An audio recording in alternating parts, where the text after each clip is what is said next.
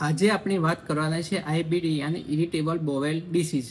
હવે આઈબીડી એક autoimmune disease છે જેમાં ક્રોનિક પાચન સંબંધિત રોગો થાય છે. પોતાની જ ઇમ્યુન સિસ્ટમ પોતાના આંતરડા ઉપર હુમલો કરે અને તેના આંતરડામાં સોજો આવે.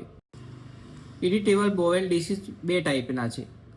એક છે અલ્સરેટિવ કોલાઇટિસ કે જેમાં મોટા આંતરડામાં જ પ્રોબ્લેમ થાય, અને બીજું છે ક્રોન્સ ડિસીઝ જેમાં મોઢાથી લઈને મધમાર્ગના કોઈ બી ભાગમાં પ્રોબ્લેમ થઈ શકે છે. આ કારણો વિશે જાણીએ. હવે વધારે પડતું તમે તીખું તળેલું મસાલાવાળું ખાધું હોય, વધારે પડતું બહારના ફાસ્ટ ફૂડનું તમે સેવન કર્યું હોય, યા તો વધારે પડતી તમે પેન કિલરનો યુઝ કર્યો હોય, માનસિક તણાવ યાની સ્ટ્રેસ ફેક્ટર.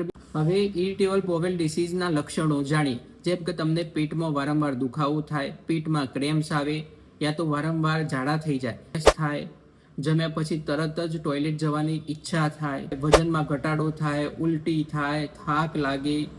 આ બધા લક્ષણો આઈબીડીના છે. હવે જો તમે આઈબીડીથી પરેશાન છો તો તમે અગ્નિસાર આયુર્વેદનો સંપર્ક કરી શકો.